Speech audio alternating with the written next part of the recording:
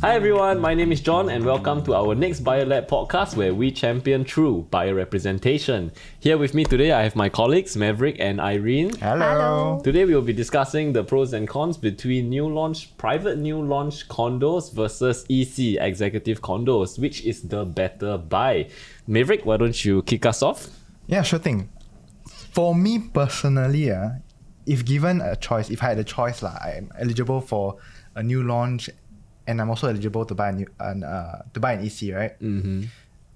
To me, I think I will always go for an EC. Why is that so?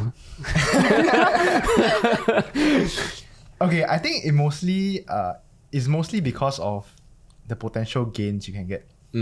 So to me, buying a property in Singapore is, one of the largest purchase, if not the largest purchase you ever make in your life. Like at least $1 million now, correct? For a private property. So if I were to enter an EC, I would most probably be able to afford, let's say, a 3-bedroom. If I go for a new launch, right, I may only be able to afford like a 1 or 2 bedroom because of the price disparity there, right? ECs are always cheaper than new launch because ECs are subsidized. The land price is always like at least 30% lower than the GLS new launch prices. They're technically the BTOs of the private market. Yeah, definitely. And it shows when you see the profitable transactions of past ECs. Just diving into the numbers now, quick one. If you look at City Life at Tampines, EC that was launched in 2013, the units that are selling off in this current market, right, they have an annualized return of around 5 to 6%. But then if you look at the Santorini, 5 to 6%, roughly how much profits is that, like in the numbers? Figures wise, like let's say if we take somebody who bought the EC at launch and then they sold in like today's market. Let's say you bought the EC back in 2013 when it first launched, right? And you sell in today's market in 2024. A 3-bedroom can get you around 700 plus K. That's 5% annualized returns, 5% every year. Okay, that's not bad, right? Considering this is a leveraged asset. Essentially, you get in for a low entry price, but you get a larger quantum unit, so you get more than proportionate returns. In some sense. Definitely. If you look at the Santorini, which is also along the same stretch as City Life at Tampines, this person bought a 3-bedroom unit in 2014, sold recently, June 2024 only. They have an annualized return of around 2.2%. The profit in terms of numbers is 280,000. Santorini is the one with the blue. The balconies are all blue, right? It's like the Greek theme. Yeah. I remember I had a client that was driving past that condo, and then he told me that it looked like a dormitory because of. Sorry to all the Santorini residents out there. Carry on. But yeah, you can see the difference in appreciation there. Okay, let's jump from the east to the west. Let's take a look at Soul Acres. Launched in around 2015, 2016. If you bought a unit then and sold it now, a 3-bedroom, your average returns annualized is around 7.5%. Wow. Oh, that's high. That's high, right? That's very high. It's also around 600 plus thousand. But then if you look at Midwood, actually Midwood also did not bad. Launched in 2020. If you sell now, they just TOP if I'm not wrong last year. You get annualized return of around 5%. So for 4 to 5%. So for a 3-bedroom, you're looking at like 200K gains. Yeah, so EC brings you less risk, I would say. Because because the price disparity is always there. When you relaunch after you MOP in the resale market, right, the gap will always close. Correct. But of course, there are cons to ECs. Not everyone's eligible. Correct. Actually, back to Soul Acres first. I'm quite familiar with the area because my parents stay at Northville Condominium. For those that stay, in the Choa Chu Kang area, you'll be familiar. It's one of the biggest land plots for private condos at the Choa Chu Kang area. Soul Acres is just like on the other side of the Choa Chu Kang MRT station. So when my parents bought into Northville back in like maybe 1993, 1995, that kind of period, they bought our 3-bedroom unit for around maybe high 700s to 800K. So now my parents' unit's valuation is maybe around 1.2. Yep. Yeah, but if they had pumped, that same amount of money, 700-800K, maybe get like a 4 or like, are there 5 bidders at Soul Acres? I believe there are. Okay, basically get the largest quantum unit at Soul Acres, they would have experienced by now, more than just 4 to 500K worth of appreciation lah. Yeah, but I think as we mentioned, EC is not a property for everyone. Firstly, because there are a lot of restrictions. Not everyone is eligible, and even if you're eligible, it might be a bit hard to afford it mainly because of the income ceiling. Correct. Maybe Irene, you can tell us about some of the restrictions that come with purchasing an EC in Singapore. I feel that one thing that buyers have to take note is the calculation for housing loan. So for EC wise, they will calculate using TDSR and MSR. MSR, which is mortgage servicing ratio, whereas buyers who go for private, they calculate based on TDSR alone only. So it means that for private property, they are able to go for a higher quantum unit. Yeah, so for example, if you can afford a $1.2 million bank loan to buy a private, maybe if you buy an EC, it's only around 900 plus to like maybe low $1 million. Okay, just to clarify for our viewers out there, when you purchase an EC, you can only use a bank loan, right? Correct. So it's a common misconception. Some people think that, because it's somewhat governed by HDB, you can use a HDB loan, but no, that's not true lah. When you buy EC, it has to be bank loan. Yeah. So the dilemma here is, you're earning less than 16K, you can afford an EC, but your bank loan can only stretch up to, let's say 900K, right? Correct. And you still need to come out with the down payment to pay for so your there's a EC. huge shortfall in terms of the cash component lah. Correct. And you can't sell, let's say you're upgrading from a HDB. It doesn't make sense to sell your HDB to get the cash proceeds and use the money to buy the EC. It counters the very benefit of upgrading to an EC, which is that you don't have to sell your HDB first and then become homeless or go and rent somewhere else. Correct. Unless you have like 6 months to reach the completion date, then you can take up bridging loan. That one works as well. But I think the most common situations I hear, of like young couples going for EC is that they take a, what do you call it? A parent loan. A parent loan. So usually parents help, with the shortfall in terms of the cash down payment first. Then to help their kids afford the EC lah. And then also for most buyers, like young buyers who are buying EC as their first home, I think most of them will opt for the deferred payment scheme.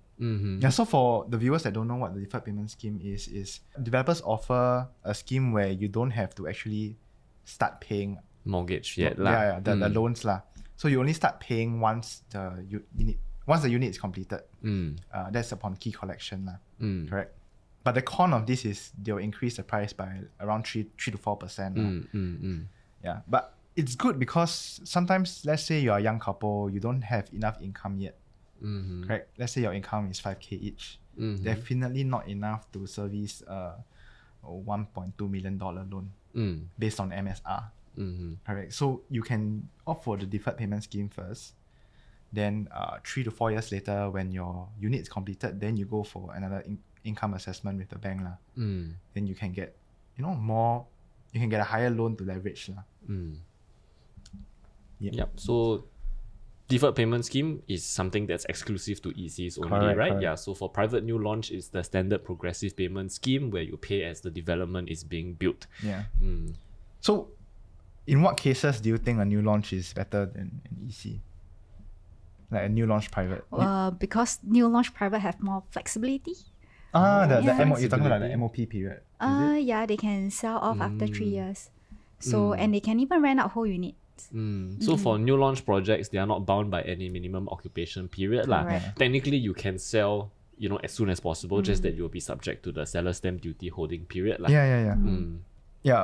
I think we forgot to mention that ECs have a minimum occupation period of 5 years. Oh yes, so ECs do have like a minimum occupation period lah, similar to HDBs. That's why sometimes people get a bit confused. Yes. So for ECs, correct me if I'm wrong, it's a 5-year MOP until it becomes partially privatized, and that's when you can sell to Singaporeans and PRs. Which is and then correct. then until another 5 years 10 years minimum occupation period, then that's when it becomes fully privatized and you can sell it to foreigners. Yeah. So maybe Irene, you can tell us, are there any differences in terms of the facilities, when it comes to EC and like a new launch private project? No, I don't think there is any huge differences between private condo and ECs. Yep. I think the only difference is the restriction and the pricing. Yeah, actually, a lot of the developers for ECs are actually developers for private condos also. Yeah. So you don't really see a very stark difference. I think one difference is the white goods that they provide you in the house itself. So I think recently some ECs don't provide washing machines. Oh, really? Yeah, if I'm not wrong. Yeah, but you can always buy Save lah. It's like $800 max, right? Yeah, I'm not sure like what the premium is, that the developer is actually charging when they include all the luxury fittings inside. Yeah. Actually, if they give you the unit bare and you buy everything yourself, Yeah, I'm okay with it also, right? you might get in, cheaper than the actual purchase I price. don't need a Hans grow head. Or like the full-on Bosch washer. Yeah. Just get Midea is fine, right? Media. Oh, that's the cheap washing machine. Yeah, it's the cheap It's the one that Harvey Norman is promoting. But it works. Like use the climate voucher and then you only pay like $10 or something. I bought that washing machine for one of my tenants recently. I think another big reason why upgraders would go for a new launch over an EC is because of the location.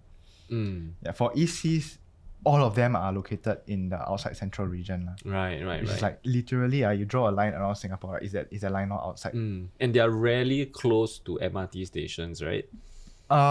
It depends lah. I think Choa Chu Kang, there are a few that are relatively near. Choa Chu Kang, Wonderville and Rainforest. Yeah. Quite But near Choa Chu Kang those MRT were lah. quite a while ago, right? No, Wonderville 20? just MOP'd last year. The So around Rainforest. 2015. Yeah, they launched around 2015, 2017 lah. But like in recent years, I feel like the ECs that have popped up, were nowhere near MRT stations. Especially if you look at the Pasir Ris ECs. They are beyond the downtown east area. So to get to Pasir Ris MRT is at least at least 5 bus stops away lah, which is quite the travel. Yeah, and then if you look at the other ECs in the Hougang area, so in Hougang the ECs are along the Serangoon River. Do you know where I'm saying? Oh, do you know where Riverfront Residences is? Yes. Yeah. So the ECs at Hougang are around there lah. Okay. So it's quite a fair bits away from the MRT. And you can never get one that is in the RCR. CCR, needless to say, you hardly find any HDBs in CCRs also. But even in RCRs, there are no ECs. So if you want to live closer to your workplace, most people they work in the city area, right? Or at least close to the city. Yeah, the EC is definitely not for you lah. It's sometimes for lack of a better word, it's ulu. Okay. The last EC like I was actively involved in was Tenet at Tampines. Yeah. So I'm not sure if I remember correctly, but there's an upcoming Tampines East MRT station. Tampines North. Okay, Yeah. Tampines North. The East confuses me. Tampines got its own North, South, East, West. Then Pasir Ris also got now South, East, Jurong West. also have Jurong got Jurong West, Jurong East. West side, best side. Okay, so then I felt like that EC was particularly good because although, once it TOP, the MRT wouldn't be up yet, there is still that upside But still quite long potential. lah. I think 2030, if I'm not wrong. So you need to stay there for... 2030. It's going to TOP in like 2027, right? You stay 3 years, then you Okay lah, 3 years your MOP is not even up yet ma. Okay, but within those 3 years, then you're quite... Yeah, but there is the bus interchange there. I think it comes with shuttle bus, right? I'm not so I think if sure. I'm not wrong, they should provide shuttle bus from the get-go. But I've heard some complaints about shuttle buses. You want to talk about your before. shuttle bus experience because you live in Florence, right? I think it's really hard to board the shuttle bus during peak period. Yeah, especially in the morning or evening time. So have you it's actually like used always it? full. Yeah, I did. But on the weekends. No, weekends the cut-off timing is until 2 p.m. only. 2 p.m. only? Yeah. So after that, they don't weekends. service really. No. Then for weekdays, it's the whole day. Until 7. Okay. Until 7 p.m. So it's from 7 a.m. to 7 p.m. So there are still limitations lah. Like even if you provide. Like I always thought that the shuttle bus service is like a 24-hour shuttle bus service that once you go down there, max 2 to 3 minutes, then the bus uncle will be waiting for you already. I think another con about EC is maybe the environment. Environment. So because ECs are either first time home buyers or actually most of them are actually upgraders from HDBs. Mm. So you still have like the HDB mentality, you know. I think it's somewhat true lah. You make it sound like all those people that stay in HDB like very It's the uncool. barbarians. No, it's not very like uncool, but barbaric. I got nothing against HDB stayers. I'm Trying to call me a peasant. I'm a BTO. I'm a soon-to-be BTO owner myself lah. So I'm okay with HDB. It's just that it's a little bit different. Right, You know, in private condos, they tend the Like it's neighbors more tend to respect. more inclusive lah. Is it? Yeah, You know, yeah, they got yeah, common yeah, facilities. correct, People are correct. walking around, Yeah. see each other more often. And maybe sometimes EC owners are sometimes they're a bit more entitled. Like they upgrade from HDB to EC, they think they're very good. I don't know lah, this is what I think. Key in your hate comments down below. If you are living in an EC, you let me know if this is true. Okay, you can. This is because it's all hearsay. So I can't guarantee whether this is true or not. But if you're an EC, if you're living in an EC, do let us know in the comment section down below lah. Yeah. How your experience living in EC is like. I guess another reason why people go for a new launch instead is because they want to, because their income increases exponentially every year. So when your income increases exponentially, right, you have more opportunities to buy and sell properties. So you don't want to be limited by the MOP period lah. Right. Yeah, And maybe it's also the mentality. You know, like some people are stuck with the mentality that like, oh, EC is like a Sandwich class. like an inferior product. You know, like maybe like Ah. sandwich class. You know, like but then if you go for a private new launch project, like it's more luxurious. Correct. You know, the show flat feels are different also when Correct, you correct, enter. correct. Then you get the luxury fittings. Yeah, I mean, some people got money to throw lah, so you pay more just to feel better about yourself lah. I mean, definitely. Yeah, but I guess if you can afford private in the first place, most likely it's because you already exceed the income cap lah. So EC is like technically out of your reach in that sense. Yeah. Then go ahead and flip your property every 3 years. Yeah lah. As for grants, have we covered grants yet? Oh yeah, we haven't touched grants. Mm. Yeah, so for EC, there are two things. Actually, okay, you have both grants and resale levy. Correct. Right. So for first time buyers, Mm-hmm. so if you've not bought a subsidized flat from HDB before, you'll be eligible for the enhanced CPF housing grant for EC. Yeah, but you need to be earning significantly lower than the income ceiling. So it's a double-edged sword lah in some sense. You know, if you Correct. qualify for the grant, most likely it's because your loan quantum is low. yeah. So you need to fork out a lot of cash lah. Yeah, So if you either earn less way, than 10k, you get 30k grant. If you earn between 10 to 11k, you get 20k grant. Mm. If you earn between 11 to 12k, you get 10k grant. Then if you have one PR buyer, one SC, one PR, then you get 10k less lah. Yeah. But do note that if you are an upgrader and you've bought a subsidized housing before, so you're a second timer, you need to pay resale levy. So if your previous unit was like a 5-room flat, for example, then you are buying an EC, Yeah. your resale levy would be 45, I 40 or What is it, 45. Actually, I don't know. So if you own a 5-room flat and you yeah. are buying an EC Yeah. next, then you have to pay a resale levy of 45k lah. Yeah, we'll just flash the resale levy here lah. Just need to take note. Okay, resale levy table. Boom!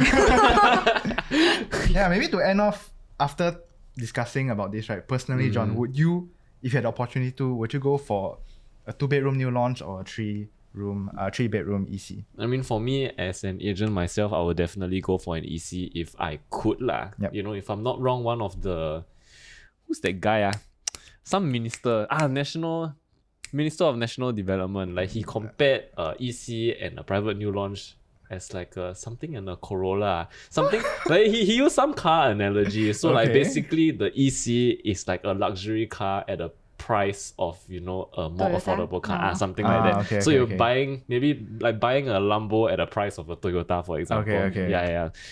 So you go for an EC. Mm. Yourself, Irene? For me personally, I will go for EC as well if I am eligible. But I think for clients, because there is no one size fits all, so I think they should engage someone, a professional, before making any decision, because there are a lot of calculations to be made, and Yeah. a lot of things to consider. Yeah. EC also the better thing quite hard. Now new launch you see on launch day 20% sold. I think for ECs will still be like around 70-80% sold on launch day. So there's more competition there also. Right. Yeah. But okay, lah, I think generally it's a common consensus that if you can buy an EC, it's an entitlement. And you don't lah. mind living there for 5 years. You need to think about Correct. location It's like also. BTO and resale lah. Everybody would prefer to go for BTO, because it's new, because it's more subsidized, because it's cheaper. And because it's like a sheer Sure sheer gain, profit. Yeah, it's like a Sure sure gain. profit kind of thing lah. But it has the waiting period of 5 years compared to resale. But for EC and new launch, like both of them have a construction time also ma. So in that sense, they are similar. Maybe our viewers have a different thought process. So if you guys have an opinion on this, do let us know in the comment section down below as well. Would you rather go for an EC or a new launch condo? Once again, my name is John from BuyerLab, where we champion true buyer representation. Thanks for tuning in to today's podcast, and we'll catch you in our next episode. Bye.